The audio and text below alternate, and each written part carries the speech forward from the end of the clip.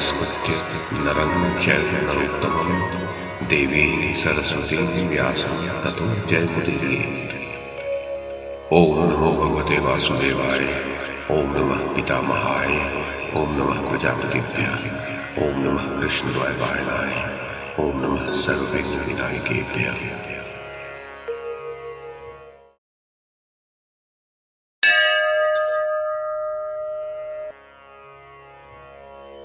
वैशंपायन जी कहते हैं, जन्मेजय, यज्ञों में श्रेष्ठ राजसूय यज्ञ के समाप्त हो जाने पर शिष्यों से घिरे हुए भगवान व्यास राजा युधिष्ठिर के पास आए और उनसे कहा, कुंती नंदन, बड़े आनंद की बात है कि तुम परम दुर्लभ सम्राट का पद पाकर सदा उन्नतिशील हो रहे हो। कुरुकुल का भार वहन करने वाले नरेश, तुमने समस्त कुरुवंशियों को समृद्धशाली बना दिया। राजन, अब मैं जाऊंगा, इसके लिए तुम्हारी अनुमति चाहता हूं। तुमने मेरा अच्छी तरह सम्मान किया है। जन्मेजय, महात्मा कृष्ण द्वैपायन व्यास के ऐसा कहने पर धर्मराज युधिष्ठिर ने उन पितामह के दोनों चरणों को पकड़कर प्रणाम किया और कहा, नरश्रेष्ठ, मेरे मन में एक भारी संशय उत्पन्न हो गया है। विप्रवर, आपके सिवा दूसरा कोई ऐसा नहीं है जो उसका समाधान कर सके। पितामह, देवर्षि भगवान नारद ने स्वर्ग, अंतरिक्ष और पृथ्वी विषयक 3 प्रकार के उत्पात बताए हैं। क्या शिशुपाल के मारे जाने से वे महान उत्पात शांत हो गए?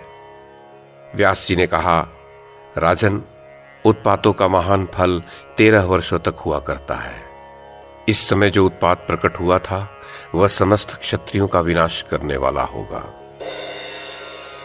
भरत कुल तिलक, एकमात्र तुम ही को निमित्त बनाकर यथा समय समस्त भूमिपालों का समुदाय आपस में लड़कर नष्ट हो जाएगा।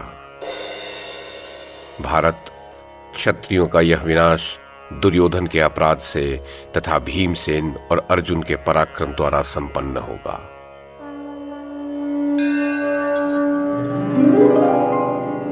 दर्शकों को मैं ये अंश पुनः पढ़कर सुनाता हूं।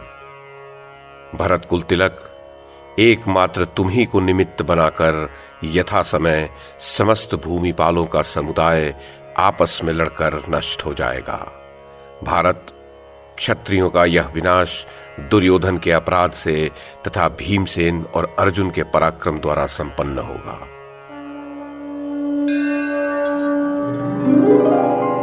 व्यास जी ने कहा, राजेंद्र, तुम रात के अंत में स्वप्न में उन वृषभ ध्वज भगवान शंकर का दर्शन करोगे जो नीलकंठ, भव, स्थाणु, कपाली, त्रिपुरांतक, उग्र, रुद्र, पशुपति, महादेव, उमापति, हर, शर्व, वृष, शूली, पिनाकी तथा कृत्तिवासा कहलाते हैं। उन भगवान शिव की कांति कैलाश शिखर के समान उज्जवल होगी। वे वृषभ पर आरूढ़ हुए सदा दक्षिण दिशा की ओर देख रहे होंगे। राजन, तुम्हें इस प्रकार ऐसा स्वप्न दिखाई देगा, किंतु उसके लिए तुम्हें चिंता नहीं करनी चाहिए, क्योंकि काल सबके लिए दुर्लंघ है।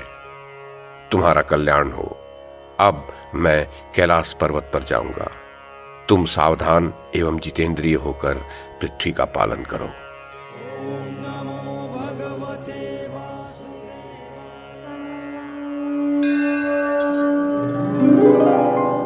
वैशंपायन जी कहते हैं, जन्मेजय, ऐसा कहकर भगवान कृष्ण द्वैपायन व्यास वेद मार्ग का अनुसरण करने वाले अपने शिष्यों के साथ कैलाश पर्वत पर चले गए।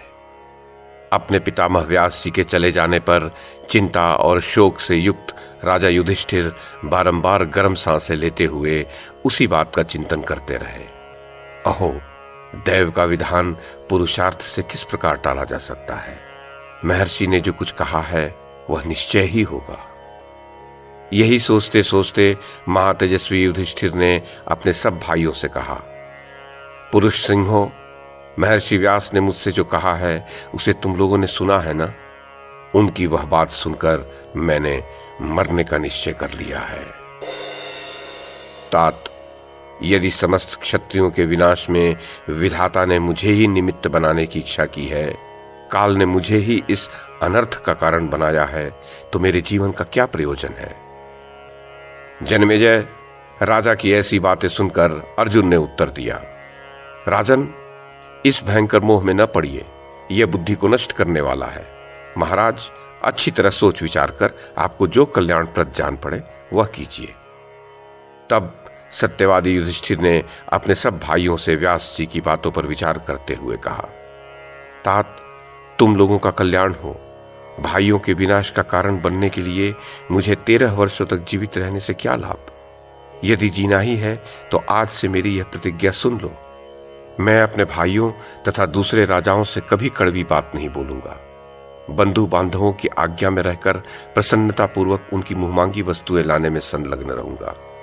इस प्रकार समतापूर्ण व्यवहार करते हुए मेरा अपने पुत्रों तथा दूसरों के प्रति भेदभाव न होगा, क्योंकि जगत में लड़ाई झगड़े का मूल कारण भेदभाव ही है। नर रत्नों, विग्रह या वैर विरोध को अपने से दूर ही रखकर सबका प्रिय करते हुए मैं संसार में निंदा का पात्र होने से बच जाऊंगा। जन्मेजय, अपने बड़े भाई की वह बात सुनकर सब पांडव उन्हीं के हित में तत्पर हो सदा उनका ही अनुसरण करने लगे। राजन, धर्मराज ने अपने भाइयों के साथ भरी सभा में यह प्रतिज्ञा करके देवताओं तथा पितरों का विधि पूर्वक तर्पण किया। भरत श्रेष्ठ जन्मेजय, समस्त क्षत्रियों के चले जाने पर कल्याणमय मांगलिक कृत्य पूर्ण करके भाइयों से घिरे हुए राजा युधिष्ठिर ने मंत्रियों के साथ अपने उत्तम नगर में प्रवेश किया। महाराज, दुर्योधन और सुबल पुत्र शकुनी ये दोनों तब भी उस रमणीय सभा भवन में ही रह गए।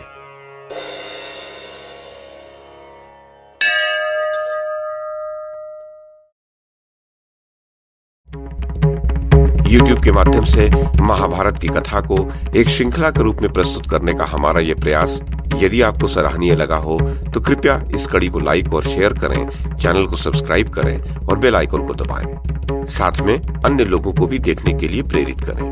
धन्यवाद और नमस्कार।